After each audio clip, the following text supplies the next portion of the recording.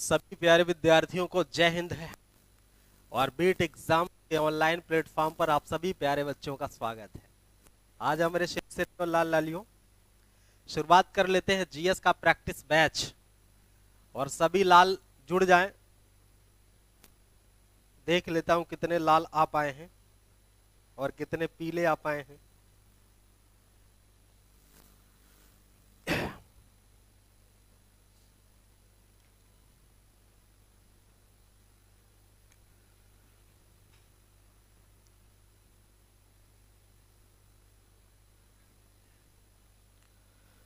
हाँ ठीक है लाल तो 6 आ गए हैं। शुरुआत हम कर सकते हैं। वेलकम है सभी के बच्चों का। Pushpendra good morning, Pankaj Kumar good morning, Akanksha जुड़ चुकी है। बाकी पुष्पेंद्र जरा सा अपने साथ के जो बच्चे हैं और आकांक्षा आप जो भी ऑफलाइन के बच्चे हैं उनको जरा सा आप जोड़ने का प्रयास करिए। सब कामचोर हो गए हैं, घर बैठ करके खाना खा रहे हैं और कामचोरी आ गई सबको। टाइम से आ जाना चाहिए, सारे बच्चों को टाइम से आना चाहिए जिससे कि चीजें बहुत ही बेहतर ढंग से हम लोग चला पाए। ठीक है, चलो एक बार बता दो कि क्या सारी बातें ठीक लग रही हैं।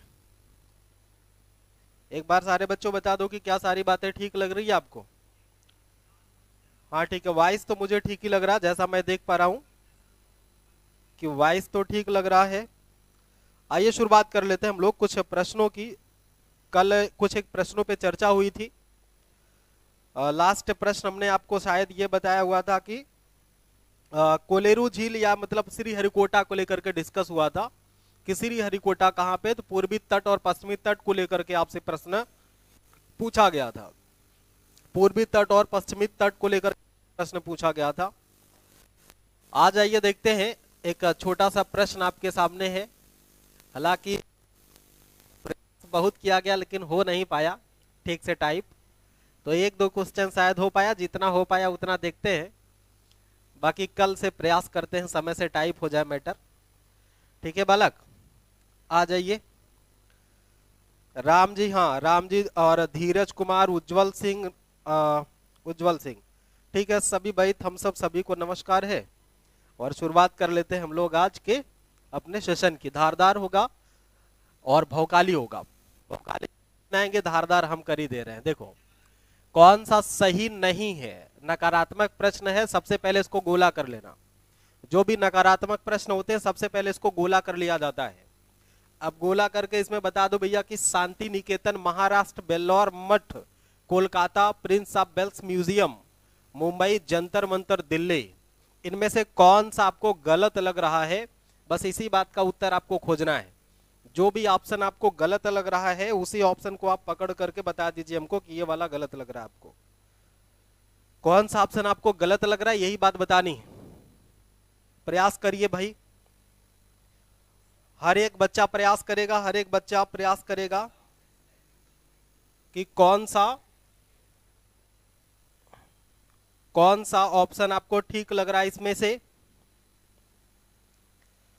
किसी का उत्तर अभी तक आया ना है भाई, किसी का उत्तर अभी तक दिखना। अच्छा हाँ, धीरज कुमार का उत्तर ए आ गया, राम जी का ए आ गया, धीरज का ए सही है, उज्जवल का ये है, धीरज का ये है, उज्जवल का ए गलत है। अच्छा चलो सही बात है कि ए गलत है। शांति निकेतन की बात होती है बालक, शांति निकेतन की बात है तो शांति निकेतन महाराष्ट्र में नहीं है। शांति निकेतन महाराष्ट्र में नहीं है तो कहां पे है? महाराष्ट्र में नहीं है तो कहां पे है बताएंगे? बंगाल में है। कहां पे है? बंगाल में है। शांति निकेतन कहां पे है भैया? बंगाल में है, इस बात को ध्यान देना।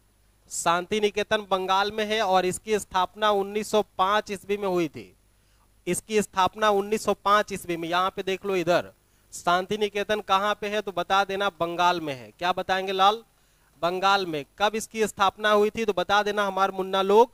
कितना बता दोगे? 1905 में। और अगर आपसे ये पूछ ले कि किसने किया था तो रविंद्रनाथ टैगोर के द्वारा किया गया है। वेस्ट बंगाल। हाँ उज्जवल सिंह ठीक है। रविंद्रनाथ टैगोर का नाम आपने सुना होगा, टैगोर साहब, रविंद्रनाथ टैगोर। रविंद्रनाथ टैगोर के द्वारा इसकी स्थापना की थी, शांति निकेतन की। बेल्लौर मठ को आप लोग जान ही रहे हैं कि बेल्लौर मठ की स्थापना कोलकाता में किया गया था। किसके द्वारा? कोलकाता, या कभी कभी आपको वेस्ट बंगाल भी ऑप्शन में देता है, ठीक है। कभी कभी कोलकाता तो दे ही देता है, लेकिन कभी कभी आपसे वेस्ट बंगाल भी देता है। और अगर इसके स्थापना की बात कर ले कि कौन इसका संस्थापक है, तो स्वामी विवेकानंद इसके स्थापक हैं। शांति निकेतन बाई रविंद्रनाथ टैगोर। उज्जवल सिंह, बहुत गजब का आप परफॉर्म कर रहे हो उज्जवल सिंह, ठीक है। आज ठीक ठाक नाश्ता करके आप आए हैं, आज नाश्ता आपका जबरदस्त हुआ है। अब यहाँ पे देख लो, स्वामी विवेकानंद है बालक, स्वामी विवेकानंद, स्वामी विवेकानंद, ठीक है। अब ट्रंप के भाषा में विवेकानंद मत कहना, ना तो जबान टूट करके बाहर आ जाएगी। विवेकानंद भारतीय हिसाब से कहना, विवेकानंद अगर कहना है, विवेकानंद अगर बोलना है तो भारतीयता के हिसाब से बोलना, सभी लाल लाली। कभी ये मत कहना कि स्वामी विवेकानंद जैसे ट्रंप कोशिश किए थे बोलने की, उस तरह से मत बोलना, ठीक हो गई बात। अच्छा, एक बात और देखना कि प्रिंस ऑफ वेल्स म्यूजियम कहाँ पे है। प्रिंस ऑफ वेल्स म्यूजियम कहाँ पे है? तो ये prince of Wales museum Bombay अथवा महाराष्ट्र है। मुंबई लिखा गया तो बहुत ही प्रचलित एरिया है, इसको अलग से महाराष्ट्र समझने की आवश्यकता नहीं है, लेकिन फिर भी आप लोग इतना तो जान लो कि ये महाराष्ट्र या मुंबई दोनों बात सेम है। और इसकी स्थापना कब हुई थी? तो 1901 में हुई थी, इस बात को भी नोट कर लेना। जब भारत में जॉर्ज पंचम आया था, आपको पता है कि भारत में जॉर्ज पंचम आया था, 3 बार भारत में दिल्ली दरबार का आयोजन किया गया है। दिल्ली दरबार का आयोजन अर्थात ब्रिटिश के राजकुमार या राजाओं को भारत में सम्मान देने के लिए, महारानी राजाओं को सम्मान देने के लिए भारत में 3 टाइम दिल्ली में दिल्ली दरबार का आयोजन किया गया, जिसमें लाखों करोड़ रुपया खर्च किया गया। जो भारतीय मजदूरों की पसीना की कमाई का पैसा था, उसको अपने शानो शौकत में खर्च कर दिया गया था। और उसी जब जॉर्ज पंचम आया था तो उस समय भारत में तमाम कांड हुए थे। किसी समय मिलेंगे, बस आप इतना यहां पर जान लो कि prince of Wales museum Mumbai में है। और ये संस्थापक के रूप में आप यह कह सकते हैं, मतलब जॉर्ज पंचम के सेंस में इसको आप समझेंगे। जॉर्ज पंचम, ठीक है, जॉर्ज पंचम संबंधित है प्रिंस ऑफ वेल्स म्यूजियम से। क्लियर हो गई बात। अच्छा, एक बात और देखना, जंतर मंतर की बात हो रही है। जंतर मंतर, तो जंतर मंतर दिल्ली में है, ये तो बात सही है, जंतर मंतर दिल्ली में है। और इसके संस्थापक है सवाई राजा जय सिंह, सवाई राजा जय सिंह इसके संस्थापक हैं। और 1724 ईस्वी में जंतर मंतर की स्थापना हुई थी। आपको पता है कि दिल्ली में जंतर मंतर को लेकर के बड़े पैमाने पर, दिल्ली में जंतर मंतर को लेकर के बड़े पैमाने पर वहां पे धरना इत्यादि का आयोजन किया जाता। जंतर मंतर वही है। हालांकि जय सिंह के बारे में माना जाता है कि जय सिंह एक बहुत बड़े खगोल शास्त्री भी थे, खगोल के प्रति इनकी रुचि थी। तो इन्होंने 5 स्थानों पर, पीछे मैं बताया हूं, पीछे किसी एपिसोड में मैं बताया हूं कि जय सिंह के द्वारा 5 स्थानों पर कहां कहां पे खगोलशाला स्थापित किया गया है। किसी बच्चे को याद हो तो कमेंट में बता दे, नहीं तो कल उस पर मैं एक प्रश्न बताऊंगा अगर आपका कमेंट ठीक ना आया तो। हाँ, धीरज कुमार ने कहा कि 1911 में दिल्ली को राजधानी की थी। वेरी गुड, बहुत सही बात है। घोषित किया गया था, 1912 में बनकर के तैयार हो गई थी। आ जाओ मेरे सभी शेर शेरनियों, अगले वाले प्रश्न की तरफ चलते हैं। आ जाओ मेरे सभी शेर शेरनियों, अगले वाले प्रश्न पर चलते हैं।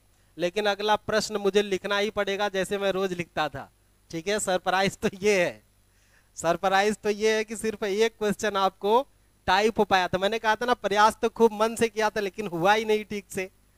तो टाइप का सिस्टम जो है थोड़ा सा दिक्कत हो गया है, लेकिन कल से ठीक हो जाएगा। कल चलो आ जाओ, रोज की तरह से हम लोग रोज की तरह से ही कुछ प्रश्न लेते हैं, रोज की तरह से कुछ प्रश्न लेते हैं और उसको सॉल्व करने का प्रयास करते हैं। प्रत्येक राज्य में, देखो यह प्रश्न है बालक, एक प्रश्न है, पूछा गया है कि प्रत्येक राज्य में, लिखते चलो, सारे प्रश्न आप लोग लिखते चलेंगे। प्रत्येक राज्य में एक हाई कोर्ट होगा, अर्थात इसी को आप कह सकते हैं उच्च न्यायालय। उच्च न्यायालय होगा, प्रत्येक राज्य में एक उच्च न्यायालय होगा। अब ये किस आर्टिकल के हिसाब से आपसे पूछा जा रहा है, किस आर्टिकल के हिसाब से आपसे पूछा जा रहा है। एक बार बताओ, ब्लैक से लिख रहा हूं तो जम रहा है कि नहीं जम रहा है, धारदार दिख रहा है कि नहीं दिख रहा है। अगर धारदार दिख रहा तो बताना, ठीक ना, तो कलर मैं चेंज कर दूंगा। चलो ऑप्शन ले लेते हैं, ऑप्शन ले लेते हैं मेरे शेरों, ऑप्शन ले लेते हैं। और ऑप्शन मैं आपको दिखा रहा हूं, ये देखो ऑप्शन ए है। ऑप्शन ए अपने पास क्या है, ऑप्शन ए अपने पास क्या है, ऑप्शन ए अपने पास है, ऑप्शन ए अपने पास है आर्टिकल 1 to 4, आर्टिकल 1 to 4। और ऑप्शन बी है article 2 to 6 and option C है आर्टिकल 214 अर्थात 224। और ऑप्शन डी है, ऑप्शन डी है आर्टिकल 233 अर्थात आर्टिकल 333। अब इनमें से कौन सा एक अनुच्छेद है,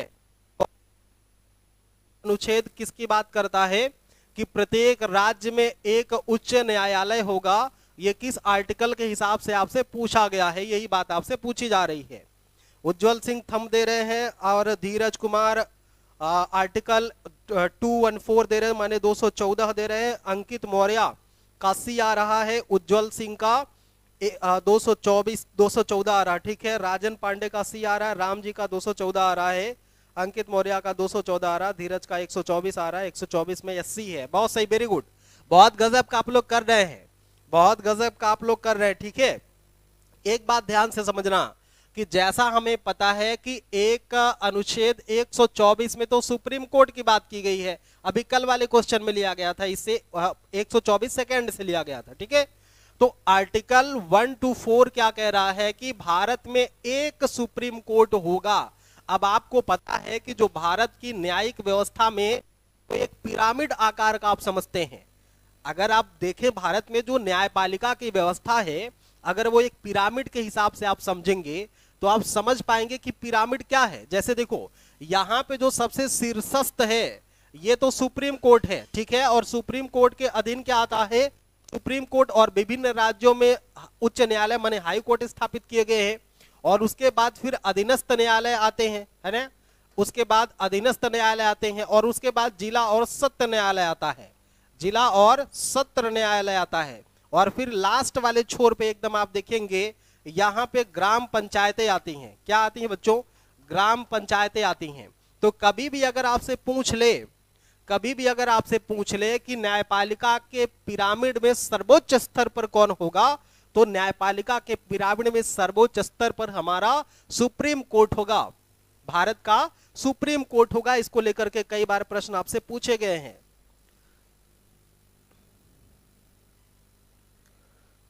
ठीक है। और उसके बाद देखेंगे हाई कोर्ट उसके अधीन काम करता है, फिर अधीनस्थ न्यायालय आते हैं, उसके बाद जिला और सत्र न्यायालय आते हैं, तत्पश्चात ग्राम पंचायतें आती हैं। यही तो होता है न्यायपालिका का पृथक्करण, या कह सकते हैं कि न्यायपालिका का विकेंद्रीकरण या न्यायिक व्यवस्था का विकेंद्रीकरण।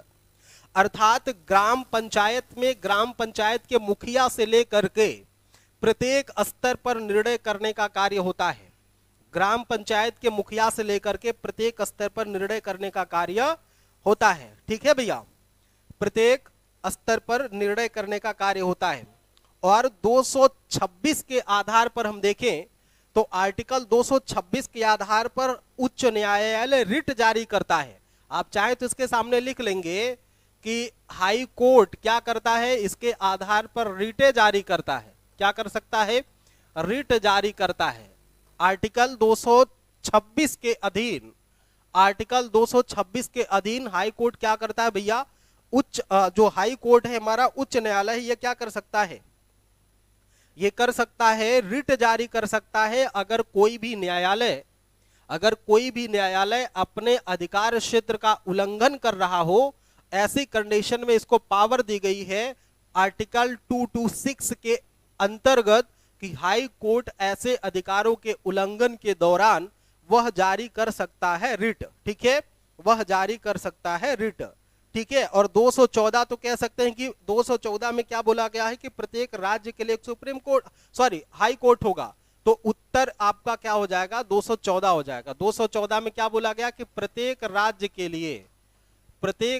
के लिए एक हाई कोर्ट होगा, प्रत्येक स्टेट के लिए क्या होगा, एक हाई कोर्ट होगा। ये बात आपको जाननी है। और आर्टिकल 233 में क्या कह दिया गया है, इसमें अधीनस्थ और जिला सत्र न्यायालयों की बात की गई है। इसमें क्या बोला गया 233 में कहा गया है अधीनस्थ, क्या बोला गया, अधीनस्थ जिला और सत्र न्यायालय, जिला और सत्र न्यायालयों की चर्चा की गई है प्यारे विद्यार्थियों। जिला और सत्र न्यायालयों की बात की गई है किसमें, वो किया गया है 233 में, अर्थात आर्टिकल 233 में। उम्मीद है कि जितनी बातें कह रहा हूं आपको समझ में आ गई होगी। उम्मीद है कि आपको बातें समझ आ गई होगी कि प्रत्येक राज्य में हाई कोर्ट अर्थात उच्च न्यायालय होगा। इस बात की सिफारिश या इस बात को के लिए आदेशित करता है कॉन्स्टिट्यूशन ऑफ इंडिया का आर्टिकल 214 अर्थात 224। क्लियर हुआ? चलो आगे बढ़े भैया, आगे बढ़े, अगला प्रश्न लेते हैं। अगला क्वेश्चन है,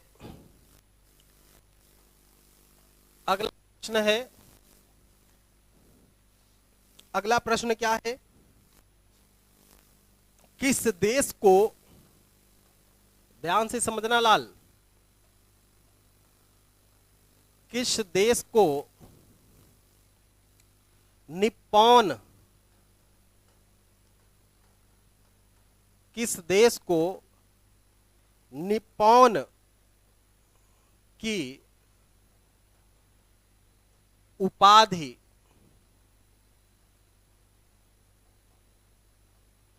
दी जाती है?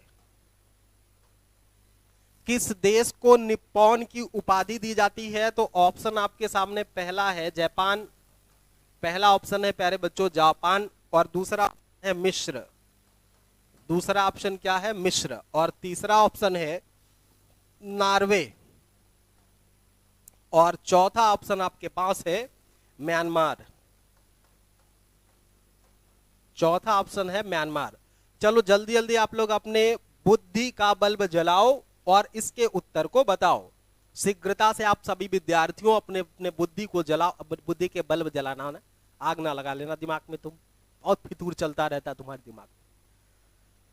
चलो भैया, अंकित मौर्य का जापान, आकांक्षा का ये का जापान आ गया, अंकित का जापान आ गया, राम जी का भी जापान आ गया। मतलब बहुओं का मत ठीक है भाई, हम तो ऐसे ससुर है कि बहुओं के मत के साथ हैं, बहुमत के साथ हैं। चलो अगर आपने कह दिया कि जापान है तो मान ले रहे, चूंकि बहुमत की बात होती है, मैं कई बार कह चुका कि मैं बहुमत की बात को मानता हूं, ठीक है, मैं बहुमत की बात को मानता हूं। तो बहुमत सबका, रीना मौर्य का भी उत्तर ए आ गया है, रीना मौर्य का भी उत्तर आ गया है क्या?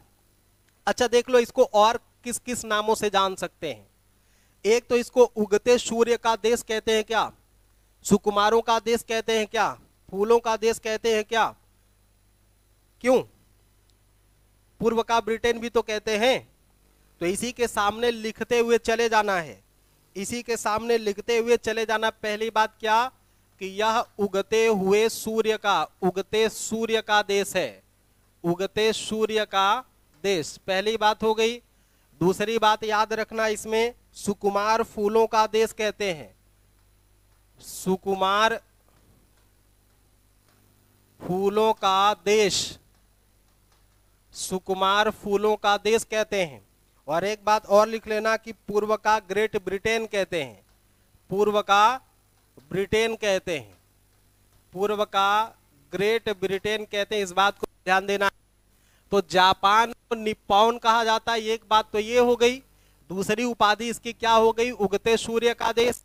तीसरी उपाधि सुकुमार फूलों का देश, और चौथी उपाधि हो गई मेरे लाल लालियों, ये हो गया पूर्व का ग्रेट ब्रिटेन की उपाधि दी गई। तो जल्दी से कमेंट करके बता दो कि मिस्र को कैसा देश कहते हैं। मिस्र को कहते हैं पिरामिडों का देश। किसका देश भैया? मिस्र को कहते हैं पिरामिडों का देश। मिस्र को क्या बोलते हैं? पिरामिड का देश। अब पिरामिड क्या होगा ना जान पा रहे हो भैया। पिरामिड का मतलब है, देखो मम्मी और पिरामिड दो चीजें मिस्र में दिखाई देती हैं। मम्मी का मतलब होता मम्मी नहीं, मम्मी का मतलब होता है कि इस तरह की एक आकृति आपको दिखेगी, इस तरह की एक आकृति, और इसमें वो लोग क्या करते हैं, लाशों को दफन करते हैं, एक मसाले का लेपन लगा करके और इस तरीके से उसको मम्मी बना करके वो लोग रख देते हैं। और ऐसी धारणा उनकी प्राचीन काल में विकसित थी या प्रचलित थी कि मृत्यु के बाद व्यक्ति कभी ना कभी शरीर को उसकी जरूरत पड़ेगी, तो उसकी बॉडी को जरूरत के हिसाब से सुरक्षित रख दिया जाता था। इसको मम्मी बोलते हैं, ठीक है, इसको मम्मी बोलते, मम्मी मत लिख लेना भैया, इसको मम्मी बोलते हैं। अच्छा, दूसरी चीज क्या, पिरामिड। मिस्र अपने पिरामिडों के लिए प्रसिद्ध है। मिस्र में बहुत सारी संरचनाएं पिरामिड के रूप में मानी पाई गई हैं, और इस तरह के पिरामिडों को एक रहस्यमयी पिरामिड के नाम से जाना जाता है। इन पिरामिडों का प्रयोग किस किस लिए होता था, किस संदर्भ में इसका प्रयोग किया जाता था, ये तो बहुत ही रहस्यमयी बात है, मिस्ट्रियल कॉन्सेप्ट है कि यह रहस्य अभी तक खुल नहीं पाया है कि इन पिरामिडों का प्रयोग किस तरह से होता था। कभी कभी ऐसी मान्यता थी कि इन पिरामिडों को इस आकार से बनाया गया है कि यह ताप को क्या करती थी, नियंत्रित करती थी, अर्थात टेम्परेचर को नियंत्रित करने का कार्य करती थी जो पिरामिडें होती हैं। दूसरा कॉन्सेप्ट यह था कि पिरामिडों में बहुत बड़ी मात्रा में राजाओं ने अपना खजाना छुपाया है, और एक मिथ इसका भी है, पिरामिड है, मिस्र के पिरामिड से खजाना लूटने का कई बार प्रयास किया गया है लुटेरों के द्वारा, उनमें से कोई जिंदा बच करके नहीं आया, तो बड़े पैमाने पर इसमें रहस्य चलता रहता है। अब वास्तविकता क्या है ये समय के साथ प्रूफ हो जाएगा, लेकिन अभी तो आप ये समझो कि मिस्र को पिरामिडों का देश कहते हैं। क्यों कहते हैं, क्योंकि बड़ी मात्रा में यहां से पिरामिडों की संख्या प्राप्त हुई है। हो सकता है यहां से मम्मी को लेकर के प्रश्न पूछ दे, तो मम्मी को भी हमने आपसे डिस्कस कर लिया कि मम्मी क्या होती है। ठीक भैया, मम्मी क्या होती है। अच्छा, कोई बताएगा कि नॉर्वे को कैसा देश कहते हैं, क्या कह रहे हैं?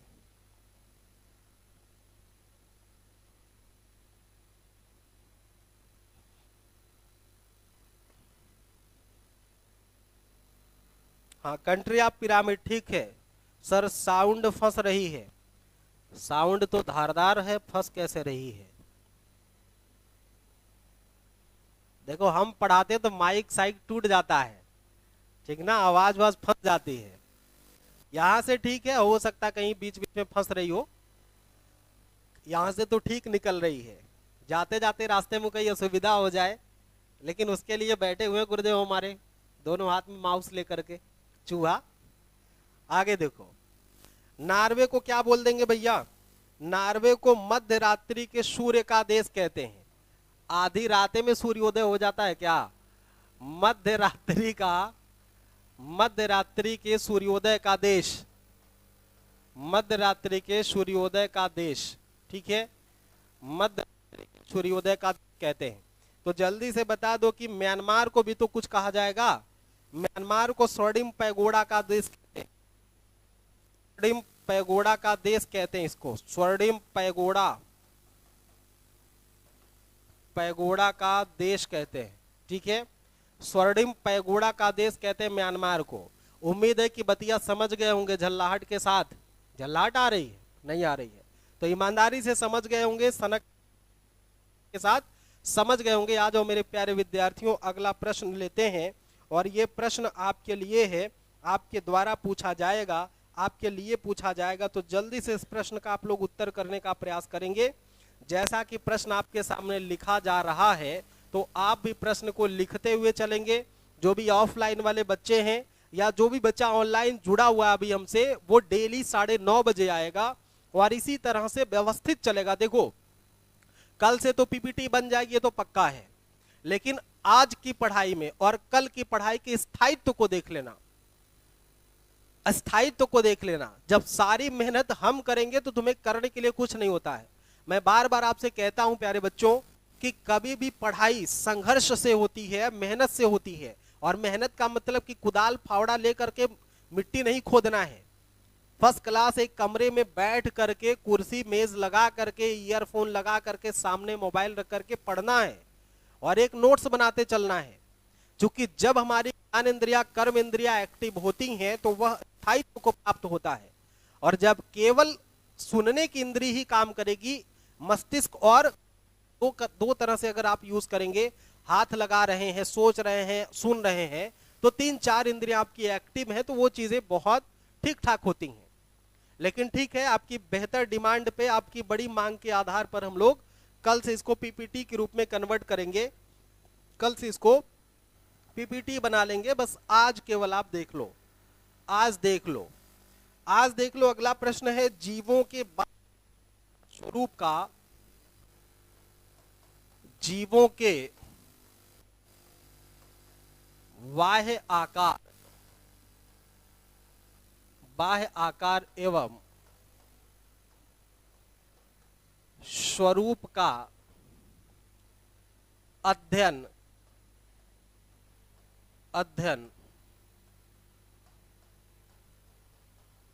किया जाता है। चलो भैया ऑप्शन ले लो, बिना ऑब्जेक्ट की तो पढ़ाई तुम्हारी हो ना सकती है।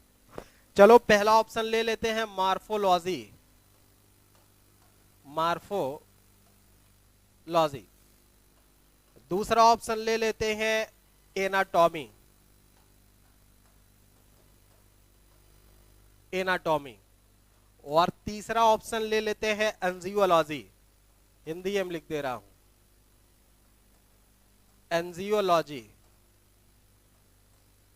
तीसरा ऑप्शन क्या हो गया, एंजियोलॉजी। और चौथा ऑप्शन आप देख लो, हिस्टोलॉजी, हिस्टोलॉजी। चलिए मेरे शेरों, आंसर करो। मॉर्फोलॉजी, एनाटॉमी, एनाटॉमी, एंजियोलॉजी और हिस्टोलॉजी, कौन सा एक उत्तर? बाह्य आकार, जीवों के बाह्य आकार और उनके स्वरूप हम किसके तहत करेंगे, साइंस के किस ब्रांच के अंतर्गत हम लोग करते हैं? आकांक्षा सर, आवाज क्लियर नहीं आ रही है, क्या हो गया भैया आवाज को?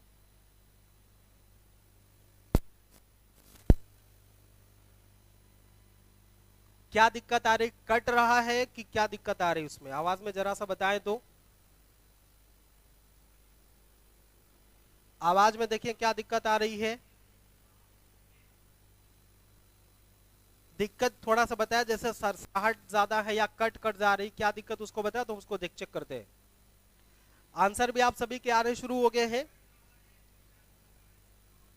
आंसर आप सभी बच्चों का बी आ रहा, जैसे ये एनाटॉमी, राम जी बता रहे एनाटॉमी, अंकित मौर्य कह रहे हैं बी, उज्जवल सिंह कह रहे हैं एनाटॉमी, पुष्पेंद्र का बी हो गया, बी हो गया, सचिन कुमार का बी हो गया, रीना मौर्य का बी, पंकज का बी, राम। आवाज कट रही है, ये बैटरी चेंज हुआ गुरुदेव?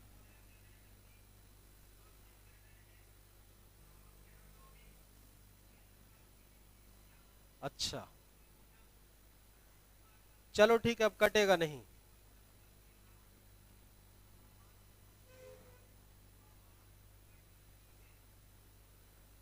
अब नहीं कटेगा।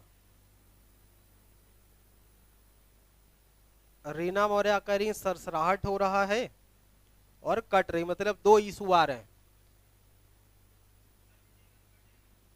अच्छा हाँ, थोड़ा सा बच्चों नेटवर्क का इशू चल रहा है हमारे यहाँ, है ना, नेटवर्क का इशू चल रहा है, तो वो कभी कभी मतलब रूठ जा रहा है। तो हम भी गाना गाने लग रहे, रूठे यार को मना ले, हम भी गाना सुना रहे उसको, रूठे यार को मना ले। चलो ठीक है, अब ना कटेगी, कटेगी तो देखेंगे, हम भी काट लेंगे। आगे देखो, तो ये क्या हो गया भैया, जीवों के आकार का अध्ययन आप कैसे करेंगे? तो मैक्सिमम बच्चों ने बोला टॉमी, मैक्सिमम बच्चों ने बी के साथ आंसर किया है। लेकिन जीवों के बाह्य आकार और स्वरूप का मतलब, इसको अगर एक शब्द में दे दूं तो वो शब्द हो जाएगा आकारिकीय, आकारिकी। ठीक है, अगर कभी कभी आपसे यह पूछा गया है कि जीवों के आकारिकी का अध्ययन कहां किया जाता है, smart study India, hello hi.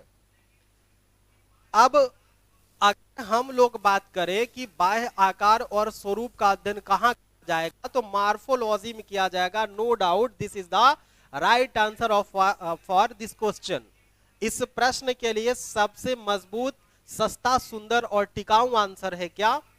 Morphology, माने उत्तर नंबर 1, ऑप्शन ए सही है। अब आपको लग रहा होगा कि एनाटॉमी में क्या कर सकते हैं, तो इसमें हम लोग आंतरिक संरचना की बात करते हैं ना भैया, इसमें तो आंतरिक संरचना का अध्ययन करते हैं। आंतरिक संरचना, आंतरिक संरचना का अध्ययन करते हैं। इसमें क्या करते हैं लाल? आंतरिक संरचना का अध्ययन करते हैं। तो अब बात आई समझ में। अब देखो बाहरी और भीतरी, देखो कोई किसी को आप अपने दिल के बाहरी हिस्से में स्थान दे दो और किसी को हृदय के अंतरतम स्थल में दे दो, तो दोनों में अंतर है कि नहीं अंतर है? कोई आपके दिल में रह रहा है, कोई आपके दिल के बाहर रह रहा है, तो दोनों में अंतर है मेरे मुन्ना, दोनों में अंतर है। स्मार्ट स्टडी हेलो हेलो हो गया।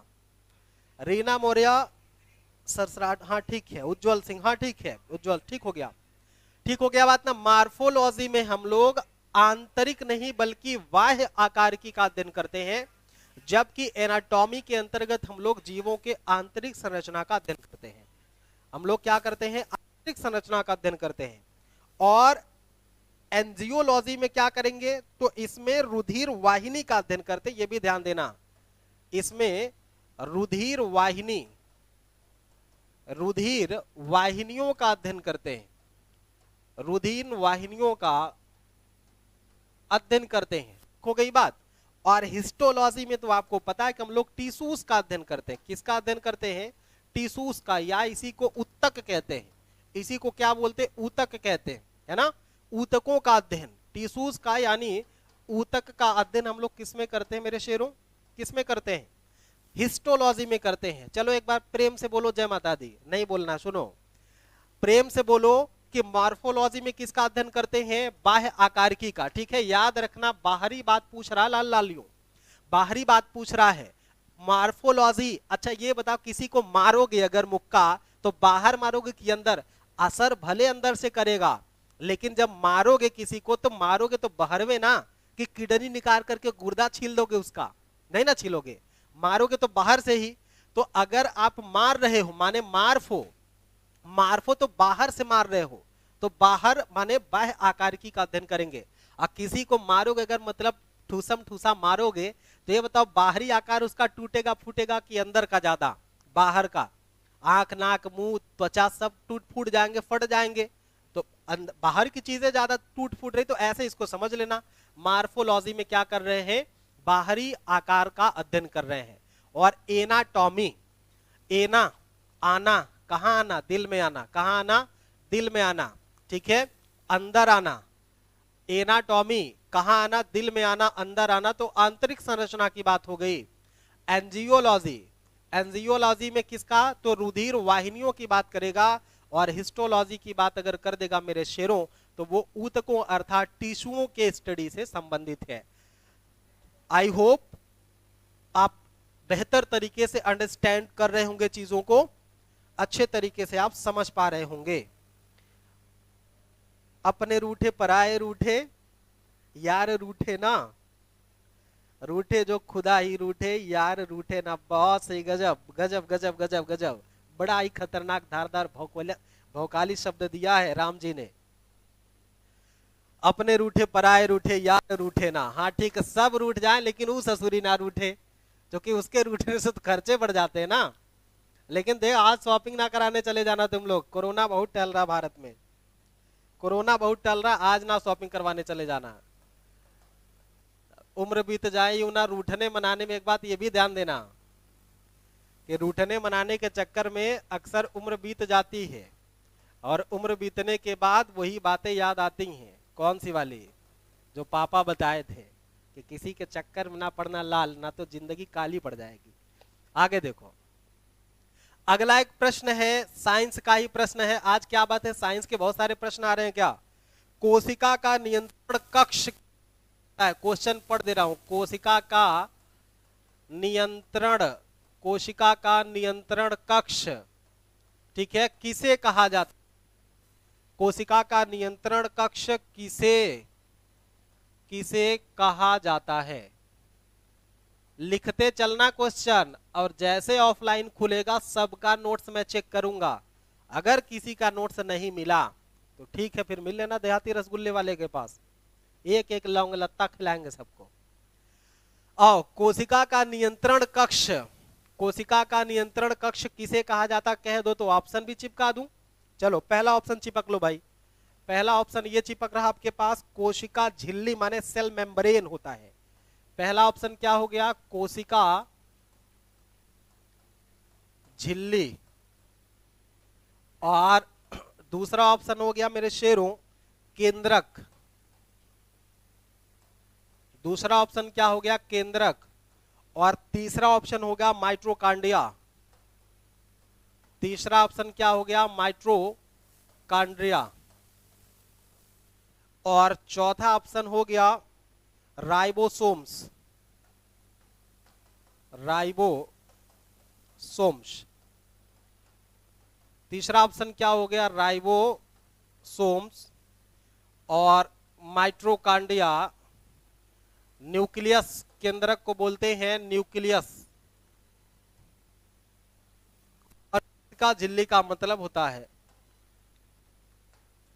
Cell membrane. थोड़ा थोड़ा लिख दे रहा हूं, बाकी बात समझ लेना।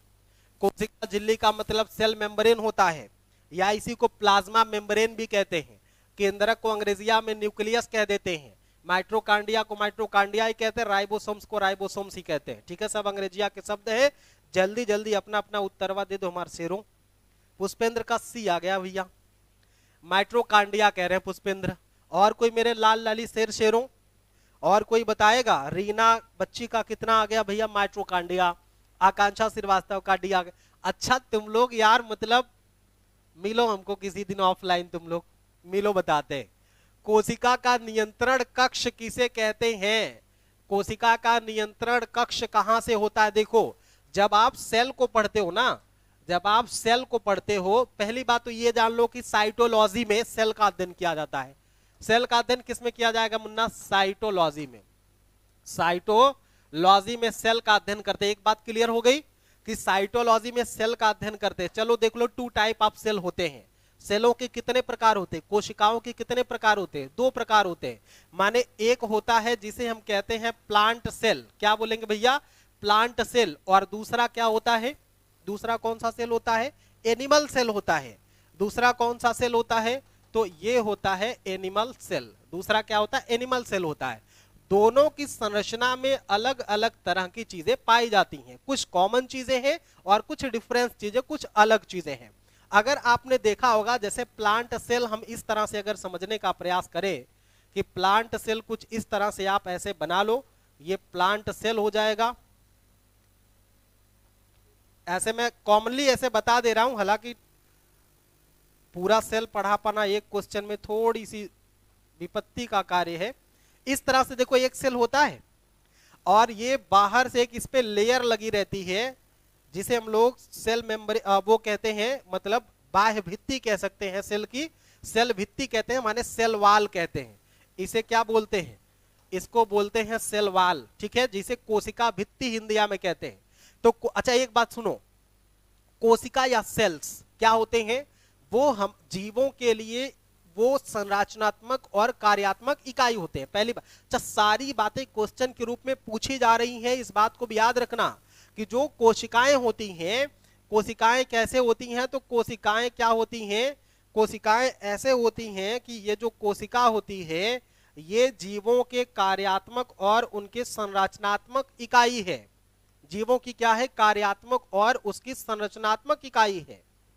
और इसकी सुरक्षा करने के लिए, जैसे देखो हम कोई एक मकान बनाते हैं, जैसे यहां पे देखो छोटा सा मकान बना दे रहा हूं। अगर हम कोई एक मकान बना रहे हैं तो इस मकान को बनाने के लिए हमें छोटे छोटे ईंटों की जरूरत पड़ती है क्या? एक बार सभी बच्चे बोले, ईंटों की जरूरत पड़ती है क्या? यहां देखो भैया, ये बताओ, ईंटों की जरूरत पड़ती ना मकान बनाने में? जिस तरीके से ईंटों को जोड़ जोड़ करके हम लोग पूरे मकान का निर्माण कर लेते हैं, उसी तरह से हमारे जीव या हमारे शरीर की या किसी भी जीव के संरचना की सबसे छोटी इकाई होती है सेल्स। ठीक है, और उस सेल से बन करके, सेल से मिला करके टिश्यूज बनते हैं, और टिश्यूज मिल करके मसल्स बनते हैं, और फिर मसल्स जुड़ करके एक पूरा का पूरा अंग बनते हैं। जैसे ये मेरा हाथ देख लो, ये मेरा एक हाथ है, इसकी सबसे छोटी इकाई क्या है? इसकी सबसे छोटी इकाई क्या है? सबसे छोटी इकाई सेल है। छोटे छोटे सेल मिलकर के बने हैं, छोटे छोटे सेल मिलकर के बने हैं, और इन सेलों का पूरा वो टिश्यू से निर्मित, वो टिश्यू को बनाते हैं, और टिश्यू मिलकर के ये मसल्स बन गए हैं। ठीक है, ये मसल्स बन गए टिश्यू से मिलकर के, और ये फिर एक पूरी बॉडी का एक अंग हो गया। तो इस तरह से हम देखते हैं कि सेल्स हमारे लिए कैसे कार्य करते हैं।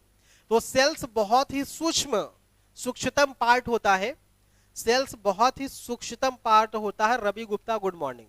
और इस सूक्ष्मतम पार्ट में देखें, ये जो प्लांट होता है, माने जो प्लांट सेल होते हैं, प्लांट सेल में इस तरह की बाह्य भित्ति पाई जाती है। ठीक है, सेल वाल माने सुरक्षा भित्ति, माने जो कोशिका दीवार है वो पाई जाती है। इस तरह से मोटी लेयर से ढकी होती है। ये जो ये वाली लेयर आपको दिख रही है, ये लेयर को आप क्या बोल देंगे? इसी को बोलते हैं सेल वाल। क्या बोलते हैं? Cell wall. और ये सिर्फ और किस में पाई जाएगी?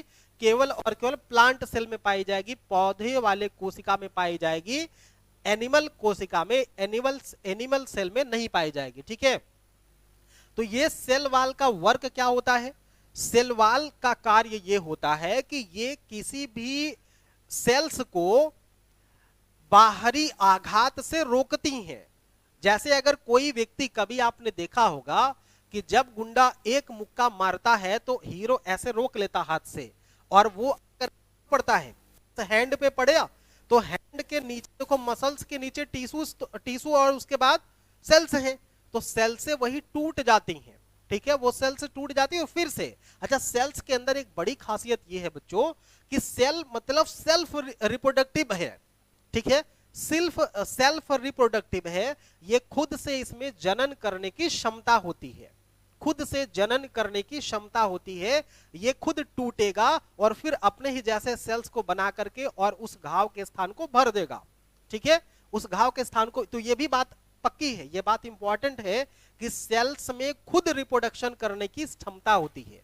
ठीक है, वो खुद जैसे तमाम तरीके के सेल्स को निर्मित करता है, जिसकी वजह से हमारी शरीरों का निर्माण हो जाता है, उसके अंगों का निर्माण हो जाता है। अब देखो कि सेल्स में कई तरह की आकृतियां पाई जाती हैं। ठीक है, सेल्स में कई तरह की, जैसे इसमें देखो इस तरह से एक लिक्विड फॉर्म भरा रहता है, जिसे हम लोग कहते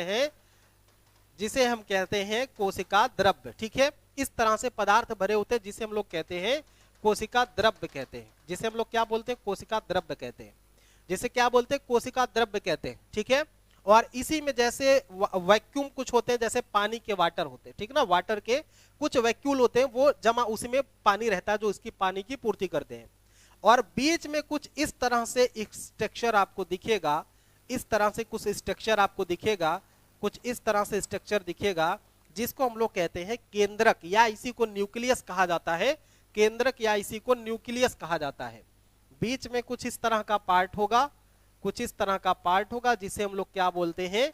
इसी को हम लोग बोलते हैं न्यूक्लियस, या इसी को बोलते हैं केंद्रक। ठीक है, इसी को बोलते हैं केंद्रक। और ये दोनों में पाया जाता है, चाहे प्लांट सेल हो चाहे एनिमल सेल हो, ये दोनों सेल्स में पाया जाता है। ठीक है, दोनों सेल्स में पाया जाता है। अब एक चीज और देखना कि अगर हम सेल्स की बात कर रहे हैं तो इसका जो प्रश्न का सही उत्तर होगा प्यारे मुन्ना, वो होगा केंद्रक माने न्यूक्लियस। क्या होगा? केंद्रक होगा अर्थात न्यूक्लियस होगा, केंद्रक होगा अर्थात न्यूक्लियस होगा। जेके सर भी जुड़ चुके हैं गुड मॉर्निंग के साथ। कोशिका झिल्ली एक बात हो गई, ठीक है, कोशिका झिल्ली। और दूसरी बात हमने कहा कि ये जो केंद्रक है यही आपके प्रश्न का उत्तर है, और ये कोशिका का नियंत्रण करता है। ठीक है, कोशिका के नियंत्रण का कार्य कौन करता है? तो केंद्रक करता है, ये बात सही है। दूसरी बात देखना, जो माइट्रोकांडिया है, माने सी वाले ऑप्शन पे जो माइट्रोकांडिया लिखा गया है, ये माइट्रोकांडिया कैसा होता है, कैसा दिखता है माइट्रोकांडिया? तो इसी सेलवाल में, या सॉरी इसी सेल्स में हम देखेंगे कि एक आकृति पाई जाती है कुछ इस तरह से, एक आकृति है कुछ इस तरह से, इस तरह से एक आकृति होती है। ठीक है, इसी आकृति को कहते हैं माइट्रोकांडिया। इसी आकृति को क्या बोलते हैं? इस आकृति को बोलते हैं माइट्रोकांडिया। इसको क्या बोलते हैं? माइट्रोकांडिया बोलते हैं। मैं ऐसे लिख दे रहा हूं शार्ट में। इस आकृति को क्या बोल रहे हैं? माइट्रोकांडिया बोल रहे हैं। और ये कोशिका का पावर हाउस बोला जाता है, पावर हाउस ऑफ सेल्स। यहां पे मैं लिख दे रहा हूं, ये कोशिका है, इसको कोशिका का पावर हाउस बोलते हैं। कोशिका का क्या बोलते हैं? पावर हाउस बोलते हैं। कई बार प्रश्न आपसे पूछा गया, 2-3 बार तो मैं खुद ही पूछा हूं। कोशिका का पावर हाउस किसे बोलते हैं? माइट्रोकांडिया को बोलते हैं। इसकी बनावट कैसी है? तो इस तरह से इसकी बनावट है, ठीक है, इस तरह से इसकी बनावट है। दूसरी चीज आप देखेंगे राइबोसोम्स कैसे होते हैं, या राइबोसोम्स क्या करता है। राइबोसोम्स जो होते हैं वो इसी में एक इस तरह की एक आकृति पाई जाती है, इसमें एक इस तरह की आकृति पाई जाती है जिसको हम लोग राइबोसोम्स कहते हैं, ठीक है। इस तरह की एक आकृति पाई जाती है जिसे कहते हैं राइबोसोम्स। ये क्या होता है? राइबोसोम्स। यहां पे लिखा, मैं ऐसे एरो लगा दे रहा, ऐसे एरो, यहां पे एरो व्हाइट से लगा दिया। राइबोसोम्स कुछ इस तरह से होते हैं और इनका कार्य होता है, ये जो राइबोसोम्स हैं बच्चों, ये प्रोटीन का संश्लेषण करते हैं। सेल में प्रोटीन का संश्लेषण करते हैं, प्रोटीन का संश्लेषण, प्रोटीन का संश्लेषण करते हैं, प्रोटीन का संश्लेषण करते हैं। एक बात ध्यान से सुनना, एक बात ध्यान से सुनना, एक बात आप लोग सभी बच्चों ध्यान से सुनना कि अगर हम लोग, एक बात तो देखो कि एक तो सेल वाल, ठीक ना, सेल मेम्ब्रेन की बात हो गई। दूसरी बात हो गई कि कोशिका का नियंत्रण कक्ष किसे कहते हैं, तो उत्तर हो गया हमारा केंद्रक माने न्यूक्लियस, ठीक हो गई बात। और न्यूक्लियस कहां पे है? तो ये वाली जो बनावट आपको दिख रही है, ये वाली, ये इस बनावट को कहते हैं, इस बनावट को कहते हैं न्यूक्लियस, जो दोनों प्लांटों में पाया जाता है, ठीक है।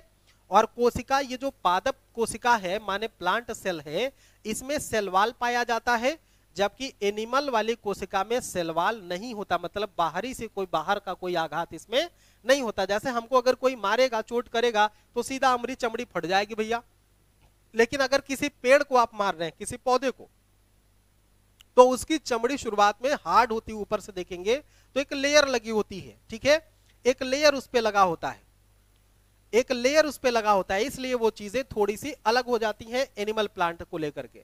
माइट्रोकांडिया का स्ट्रक्चर हमने बताया कि ये देखो माइट्रोकांडिया है, ये दोनों में पाया जा रहा है। दोनों में का मतलब है कि एनिमल प्लांट और एनिमल सेल और प्लांट सेल में दोनों पाया जा रहा है। राइबोसोम्स का कार्य क्या होता है? ये प्रोटीन का संश्लेषण करता है, सेल में प्रोटीन का संश्लेषण करता है। उम्मीद है कि आप इस बात को बेहतर ढंग से समझ गए होंगे। अगर समझ गए हैं तो बात जल्दी से हस्ताक्षर करके आगे बढ़ाई जाए। देखो भैया, समझ गए हैं ना? समझ गए तो बात को हम लोग आगे बढ़ा दे, चूंकि बहुत ही गजब का प्रश्न है, कई सारे प्रश्न। और इसके पहले बताया, जैसे रॉबर्ट हुक, रॉबर्ट ब्राउन क्या क्या कांड करते हैं। रॉबर्ट हुक और कोशिका की खोज करने वाला आदमी था रॉबर्ट हुक ना था 1665 में। क्यों? रॉबर्ट हुक ने ही तो खोजा था 1665 में सेल्स को, रॉबर्ट हुक ने ही तो खोजा था। क्यों? आगे बढ़ा जाए। उज्जवल सिंह, रामजी सिंह, क्लियर है सर, बहुत सही, वेरी गुड। आ जाओ, आ जाओ मेरे शेरों, आगे बढ़ते हैं। आगे बढ़ने के लिए अगले पेज की आवश्यकता नहीं है, सेम टाइप का टेस्ट है तो इसी पे काम चला रहे हैं। चलो अगला प्रश्न, अगला प्रश्न आपके लिए रहा, ये हमारे डीजी बोर्ड पर, हालांकि डीजी बोर्ड तो आप ही का है। चलो अगला प्रश्न, और अगला प्रश्न ये बड़ा ही जबरदस्त भौकाली प्रश्न रहा कि किसके शासनकाल में, लो भैया, किसके शासनकाल में, शासनकाल में राजकीय धर्म, राजकीय धर्म इस्लाम, इस्लाम, इस्लाम समाप्त कर दिया गया, समाप्त कर दिया गया। प्रश्न है, चलो शेरों ऑप्शन ले लो। पहला ऑप्शन है बाबर, दूसरा ऑप्शन है आपके पास शेरशाह, दूसरा ऑप्शन है आपके पास शेरशाह, और तीसरा ऑप्शन आपके पास है औरंगजेब। औरंगजेब, और चौथा ऑप्शन है मेरे मुन्ना अकबर। चलो भैया उत्तर कर लो जल्दी से भैया, उत्तर कर लो शेरों, उत्तर कर लो, उत्तर कर लो कि इसका उत्तर क्या होना चाहिए। 2 बार आ गया। उत्तर करिए इसका कि क्या उत्तर हो सकता है, इसका उत्तर क्या हो सकता है, शीघ्रता से आप लोग आंसर करेंगे। इसका उत्तर क्या हो सकता है, शीघ्रता से आप लोग आंसर करेंगे। किसी मेरे प्यारे बच्चे का उत्तर अभी तक ठीक से हमको दृष्टिपात नहीं हो गया हमारा। धीरज कुमार का बी हो गया, शेरशाह उज्जवल सिंह का, शेरशाह पुष्पेंद्र का बी है, रीना का सी है, और धीरज कुमार का बी है, राम जी का बी ऑप्शन होगा, उज्जवल का शेरशाह होगा। कोई अभी भी आपके पास समय है, आप अपने किए गए बात से पलट सकते हैं, आप अपने वादे से, आप अपने कमेंट से पलट सकते हैं। ये एक बार आपको मौका मैं दिए जा रहा हूं, एक मौका आपके पास है कि आप अपने कही बात से पलट सकते हैं। ठीक है, आप अपनी कही बात से पलट सकते हैं। कोई बच्चा है जो पलटना चाह रहा अपनी बात से? बोल दो मर्द की जुबान है साहब, गर्दन कट जाएगा लेकिन जबान से ना पलटेंगे। चलो ठीक है, तुम उसी पर बने रहो और हम उत्तर सिखाते हैं आपको। देखो उत्तर होता है इसका डी, पूरी ईमानदारी से उत्तर क्या होगा भैया, इसका डी होगा, उत्तर इसका डी होगा। आपके पास कमेंट बहुत देर में पहुंचता है। हाँ थोड़ा सा आप पता नहीं कहां बैठे हैं। नो चेंज राम जी कह रहे हैं, नो चेंज उज्जवल भी कह रहे हैं। ठीक है तो बता दो, हाँ कमेंट थोड़ी सी देर से पहुंचता है, 2 मिनट कुछ सेकंड लगते हैं। ये हमारा नहीं, सबके यहाँ यही होता, तुरंत नहीं आता, थोड़ा सा 2-4-10 सेकंड का आता है रेशियो, 2-4-10 सेकंड की दिक्कत रहती है, 10 सेकंड 15 सेकंड कभी कभी देर हो जाता है। हालांकि कमेंट देर करता नहीं, देर हो जाता है, इसमें कमेंट बेचारे का कोई दोष नहीं है, इसमें रिकमेंड का दोष है, कमेंट का नहीं है। तो चलो उत्तर क्या बता दिया हमने भैया, उत्तर हमने बता दिया मेरे शेरों कि उत्तर होगा इसका ए डी वाला, अर्थात चौथा ऑप्शन अकबर। अब आप कहेंगे कि का मतलब बकैती बतिया रहे गुरुदेव, बकैती नहीं है, बात सही सुनो। अगर हम बाबर की बात करते हैं तो बाबर 1526 में पानीपत के विजय के बाद 1530 में निकल गया। ठीक है, निकल लिए। बाबर का जो शासनकाल भारत में रहा वो 1526 से लेकर के 1530 में रहा। 30 में इसकी मतलब 30 में बाबर टहल लेता है, फिर हुमायूं गद्दी पर बैठता है। और बाबर से जुड़ी हुई जानकारी अगर चाहिए तो इसने यह कहा जाता है कि तुर्की भाषा का बड़ा ही विद्वान और धारदार धांसू आदमी था, और इसने तुर्की भाषा में अपनी आत्मकथा लिखी है। कौन सी कथा लिखी है? आत्मकथा लिखी है। और आत्मकथा क्या है इसकी? आत्मकथा इसकी है तुजुक ए बाबरी। क्या है? तुजुक ए बाबरी। कई बार पूछा गया तुजुक ए बाबरी, तो तुजुक ए बाबरी बाबर की आत्मकथा है। और बाबर के बारे में कहा जाता है कि बाबर मुबैयान नाम के एक पद्य शैली का जन्मदाता था। बाबर मुबैयान नाम के पद्य शैली का जन्मदाता था। जन्मदाता कौन सी शैली थी? मुबैया। मुबैया नाम के पद्य शैली का जन्मदाता बाबर को माना जाता है। शेर शाह सूरी के बचपन का नाम था फरीद। शेर शाह सूरी के बचपन का नाम था क्या भैया? फरीद था। और ये 1540 से लेकर के, यहां पे लिख दे रहा हूं, 1540 से लेकर के 1545 तक ये शासन करते हैं। मुगलों को भगा करके, बाबर के वंशजों का सर्वनाश करके, अर्थात हुमायूं को पराजित करके, लतिया करके, और उनको भारत से विरक्त कर दिया, और अंततः सत्ता पर कायम हो गया। और एक नए तरह के रिसर्च आपको मिलता है शेरशाह के द्वारा, और शेरशाह वास्तव में कुछ नई नई पद्धतियों को शुरू करता भारत में। देखेंगे क्या हो गया कि जब हम इस तरह की बात करते हैं कि शेरशाह जो है इसके बचपन का नाम फरीद था, अगर हमने ये कह दिया कि शेरशाह के बचपन का नाम क्या था? फरीद था। अगर बचपन का नाम फरीद था तो लगभग 67 उम्र में की एज में ये गद्दी पर बैठता है। लगभग 67 साल की उम्र में ये गद्दी पर बैठता है। और जब 67 साल की उम्र में गद्दी पर बैठेगा तो कुछ उपाधियां भी तो धारण करेगा। जैसे इसका एक उपाधि थी शेर खान, बचपन का नाम इसका क्या था, फरीद था, लेकिन एक उपाधि इसकी थी शेर खान। और ये हजरत ए आला के नाम से भी जाना जाता है, हजरत आला, हजरत आला के नाम से भी जानते हैं। ये वाली इंपॉर्टेंट है भैया, ये वाली इंपॉर्टेंट है। आपसे पूछा जाता है कि शेर शाह की उपाधि क्या है, तो शेर शाह की उपाधि हजरत ये आला है, इसको याद रखेंगे। शेर शाह की उपाधि क्या है, शेर शाह की उपाधि हजरत ये आला है। और अगर शेर शाह की उपाधि हजरत ए आला है तो आप बताओ मेरे शेरों कि अगर शेर शाह की उपाधि हजरत ए आला है तो हजरत ए आला अगर इसकी उपाधि है, अगर कभी पूछ दे किसके बचपन का नाम क्या है तो क्या बता देंगे, फरीद है। औरंगजेब की बात करेंगे तो औरंगजेब बेचारा 3 मार्च 1707 को मर जाता है, उसका कांड खत्म हो जाता है। पानीपत के दूसरे विजय के बाद, पानीपत के दूसरे विजय के बाद अर्थात 1556 ईस्वी में, 1556 से लेकर के 1605 ईस्वी तक अकबर गद्दी पर बैठता है।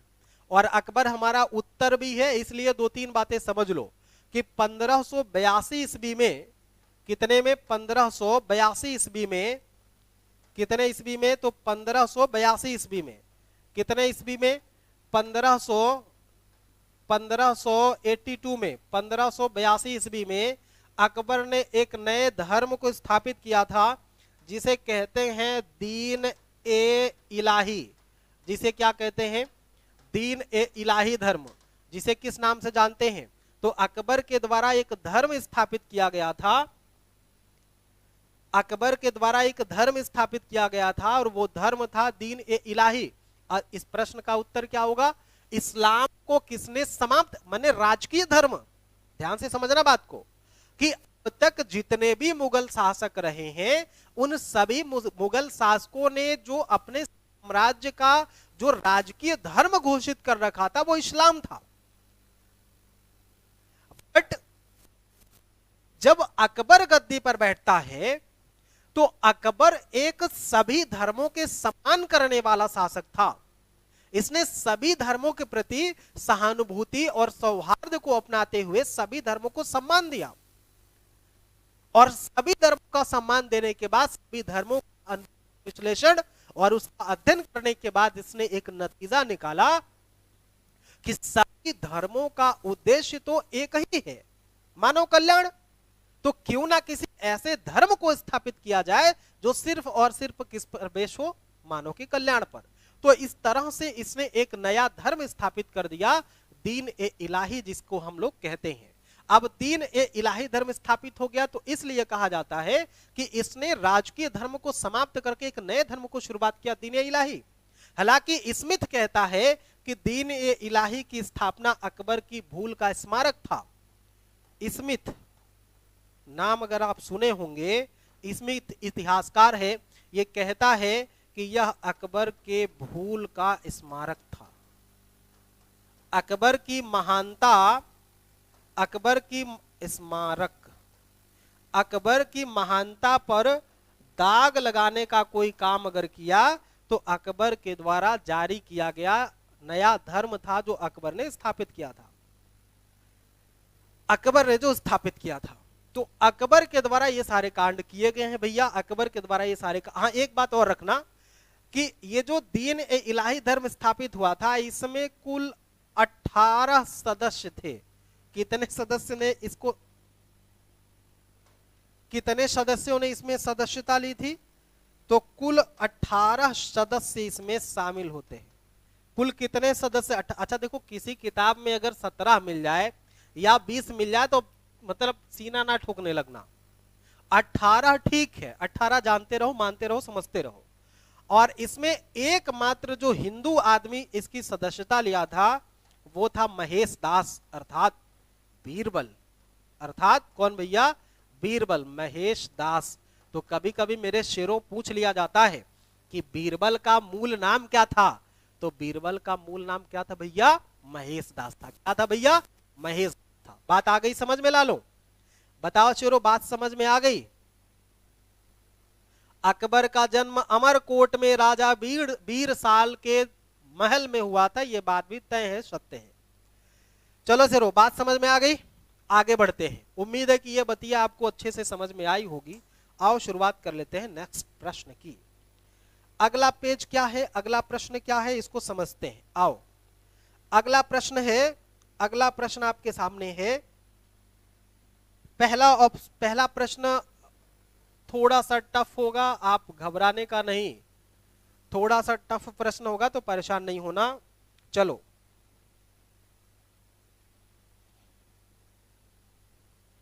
अब इसमें से आपको ये गलत प्रश्न, गलत ऑप्शन, गलत कथन पहचानना है। गलत कथन पहचानिए। अब पहला स्टेटमेंट हो गया आपके पास,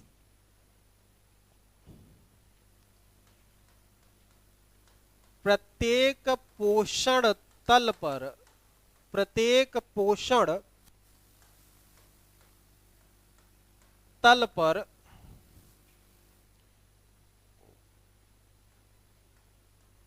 90% ऊर्जा, 90% ऊर्जा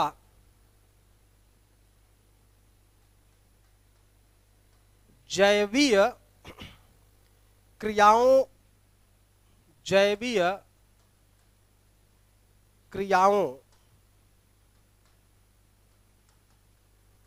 में उपभोग कर ली जाती है। उपभोग कर ली जाती है। ये पहला ऑप्शन हो गया। और दूसरा ऑप्शन हो गया आपका, दूसरा ऑप्शन हो गया, एक वृक्ष के पारिस्थितिकी तंत्र का, एक वृक्ष के पारिस्थितिकी तंत्र का संख्या पिरामिड,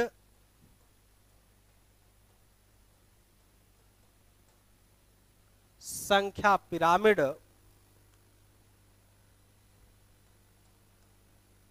उल्टा होता है। ऑप्शन सी आपके पास है,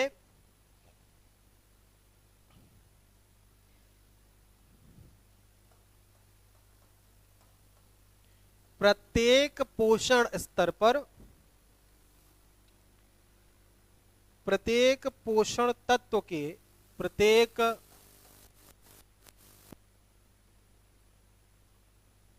तत्व के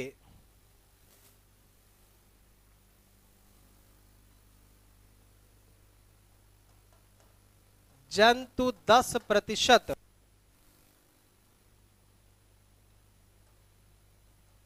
ऊर्जा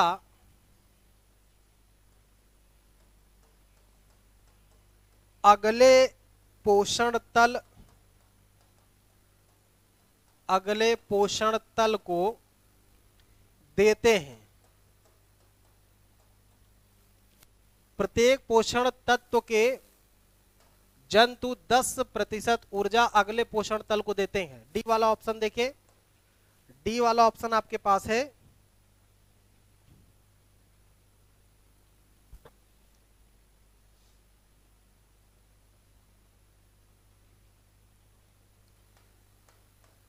एक संतुलित, एक संतुलित पारिस्थितिकी तंत्र में, संतुलित पारिस्थितिकी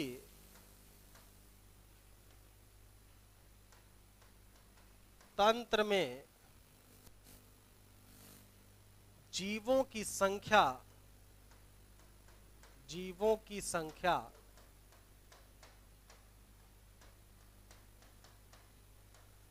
स्थिर होती है। स्थिर, स्थिर नहीं होती है।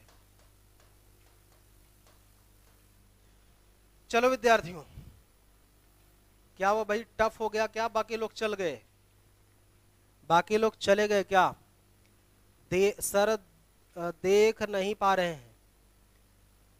चलिए देख लीजिए, मैं हट जा रहा हूं, मैं हट जा रहा हूं, आप देख लीजिए, प्रश्न देख लीजिए, मैं हट रहा हूं, आप क्वेश्चन को देख लीजिए। पहला क्वेश्चन ये है कि पहली बात, क्वेश्चन तो ये आपसे पूछा जा रहा है कि आपको क्या करना है, आपको पहचानना है कि गलत इनमें से कौन सा है। पहला ऑप्शन यह है कि प्रत्येक पोषण तल पर 90% ऊर्जा जैविक क्रियाओं में उपभोग कर ली जाती है। दूसरा, एक वृक्ष के पारिस्थितिकी तंत्र का संख्या पिरामिड उल्टा होता है। और तीसरा ऑप्शन है, प्रत्येक पोषण तत्व के जंतु 10% ऊर्जा अगले पोषण तल को देते हैं। और चौथा है, एक संतुलित पारिस्थितिकीय तंत्र में जीवों की संख्या सदैव स्थिर नहीं रहती है। उज्जवल सिंह का आया सर रेड मार्कर से दिख नहीं रहा है। अच्छा चलिए ठीक है, अभी मैं पढ़ के सुना दे रहा हूं, बाद में चेंज कर दे रहा हूं। अभी पहला ऑप्शन क्या है, रेड से लिखा है, लिखा है कि प्रत्येक पोषण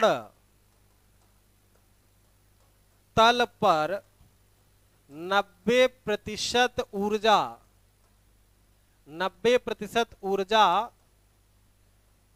जैविक क्रियाओं में उपभोग कर ली जाती है, उपभोग कर ली जाती है। प्रत्येक पोषण तल पर 90% ऊर्जा जैविक क्रियाओं द्वारा उपभोग कर ली जाती है। दूसरा, एक वृक्ष के पारिस्थितिकी तंत्र का संख्या पिरामिड। और तीसरा ऑप्शन है पोषण तल पर बात की गई है। और चौथा है कि एक संतुलित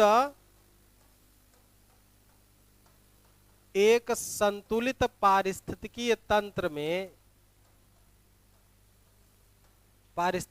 तंत्र में जीवों की संख्या स्थिर नहीं होती है, ये बात याद रखना। चलो उत्तर आ रहा है क्या?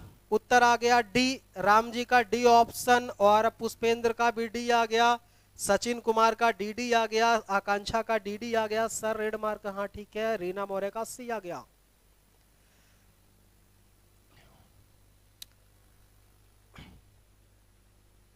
रीना मौर्य का सी आया है।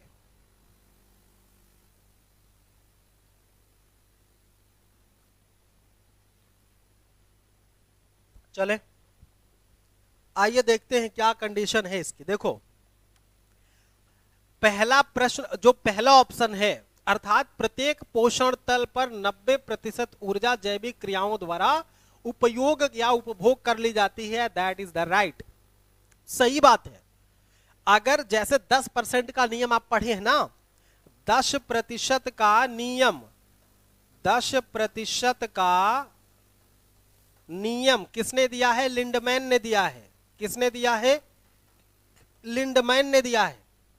इसने कहा कि अगर हम कोई पदार्थ का सेवन करते हैं, कोई किसी भी पदार्थ का सेवन करते हैं, तो उसका 10% ही हमारे पोषण में यूज होता है, बाकी 90% हम दूसरे वाले को ट्रांसफर कर रहे हैं। ठीक है, 90% वो दूसरे स्तर पर ट्रांसफर कर देगा। तो इसका मतलब पहला वाला ऑप्शन ठीक है, दूसरा वाला ऑप्शन भी ठीक है। एक वृक्ष के पारिस्थितिकी तंत्र का संख्या पिरामिड सदैव उल्टा होता है। मेरे बच्चों, उल्टा होता है, इस बात को ध्यान देना। उल्टा होने का सेंस है, जब आप उल्टा कहेंगे, देखो अगर कभी आपसे पूछे कि वृक्ष का पिरामिड, ठीक है, अगर कभी आपसे पूछ ले कि वृक्ष का पिरामिड और आपसे पूछ ले तालाब का पिरामिड, ठीक है, आपसे पूछ ले तालाब का पिरामिड, तो ये दोनों पिरामिड उल्टा बनते हैं, इस चीज को आप याद रखना। ठीक है, तालाब का रट लो, केवल दो, कई बार पूछा गया है, ये दो बात तो रट ही लेना है आपको कि वृक्ष का पिरामिड और तालाब का पिरामिड कैसा होता है। वृक्ष का पिरामिड और तालाब का पिरामिड कैसा होता है, तो आप बताएंगे उल्टा होता है। ठीक है, इतनी बात समझ गए, तो बी वाला ऑप्शन भी ठीक है। तीसरी बात देखें, तीसरी बात देखें आप, तीसरी बात आपको देखनी ये है, अच्छा ये ध्यान रखना कि 10% नियम किसने दिया है। तीसरा प्रश्न भी, तीसरा ऑप्शन भी ठीक है। प्रत्येक पोषण तत्व के जंतु द्वारा 10%, ठीक है, जंतु द्वारा 10% ऊर्जा अगले पोषण तल को दे देते हैं, ये बात सत्य है, ठीक है, ये बात सत्य है कि 10%। अभी हमने बताया था कि लिंडमैन का जो 10% का नियम है वो इसी पर कार्य करता है। चौथा ऑप्शन देख लो भैया, चौथा ऑप्शन क्या कह रहा है, एक संतुलित, शब्द ध्यान देना, एक संतुलित पारिस्थितिकी तंत्र में, संतुलन का मतलब इक्विलेशन कह सकते हैं, इक्वल चीजें हो, संतुलित हो, उनके हिसाब से हो, उनका जो निके है, जो आवास है पारिस्थितिकी तंत्र में रहने वाले जीव जंतुओं पौधों का, वो संतुलन में हो। और संतुलन में होगा तो क्या होगा, जीवों की संख्या स्थिर होगी। नहीं वाला ऑप्शन गलत है, ठीक है, जीवों की संख्या क्या होगी, स्थिर होगी, इस बात को ध्यान देना, स्थिर होगी, जीवों की संख्या क्या होगी, स्थिर होगी, ठीक है। नहीं वाला दे करके ये गलत हो गया है। और ये बच्चों सारे के सारे प्रश्न आपके पीसीएस के एग्जामिनेशन में पूछे गए हैं। उत्तर प्रदेश लोक सेवा आयोग के द्वारा ये सभी के सभी प्रश्न पूछे गए मेरे बच्चों, इसलिए एक एक बात को ध्यान से समझना, एक एक बात को पूरी ईमानदारी से समझना, ठीक है।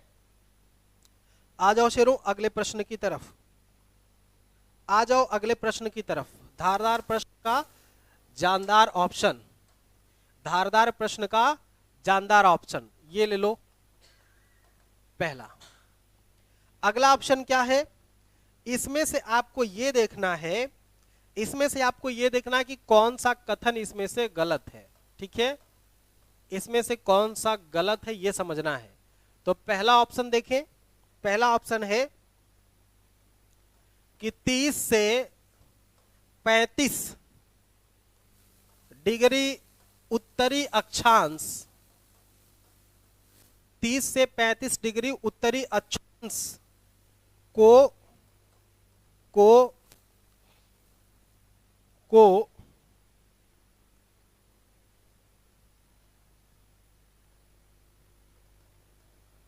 हॉर्स अक्षांश, हॉर्स अक्षांश कहते हैं। प्यार करने वालों पर जब जब दुनिया तड़पाएगी, मोहब्बत बढ़ती जाएगी। देखो अभी तो मन लगा था और उधर से अलार्म बज गया कि टाइम इज ओवर नाउ, क्या कर सकते हैं।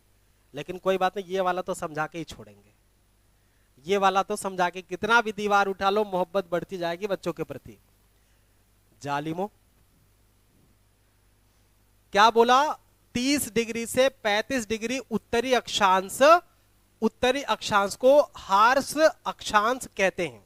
दूसरी बात, दूसरी बात,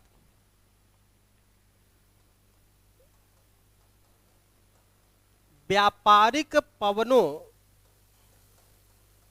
व्यापारिक पवनों का विस्तार,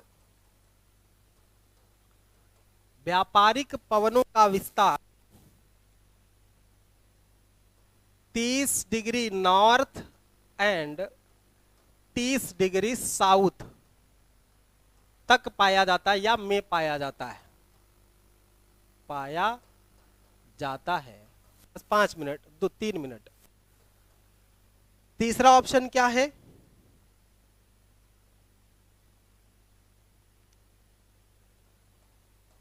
साठ डिग्री उत्तरी अक्षांश, 60 डिग्री उत्तरी अक्षांश की पछुआ पवनों को, पछुआ पवनों को चीखता साठा कहते हैं, चीखता साठा कहते हैं, चीखता साठा कहते हैं। अगला ऑप्शन,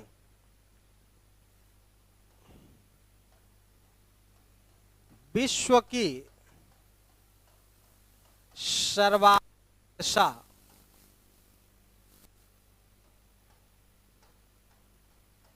पर्वतीय प्रकार की होती है, पर्वतीय प्रकार की है।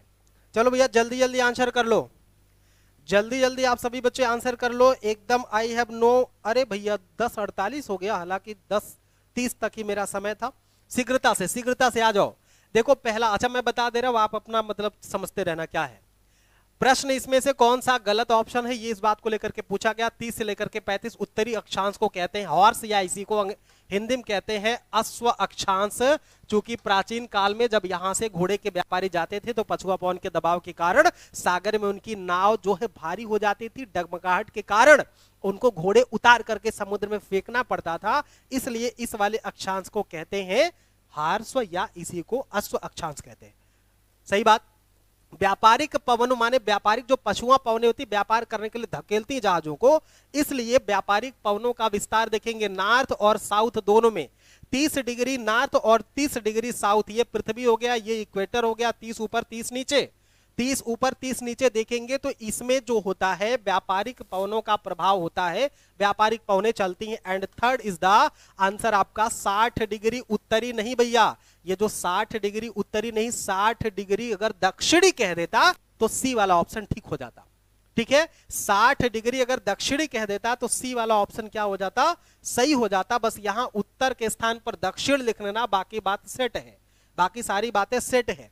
यहां जो उत्तर लिखा गया है इसी को दक्षिण लिख लेना, बस बात ठीक हो गया, उत्तरी नहीं बल्कि दक्षिण में। और चौथी बात तो है कि विश्व में सर्वाधिक प्रकार की जो वर्षा है वो पर्वतीय प्रकार की वर्षा होती है, अब बर्दाश्त नहीं हो रहा है गुरुदेव से। ठीक है, ओके, थैंक यू। आज के लिए जय हिंद, कल मिलते हैं हम लोग।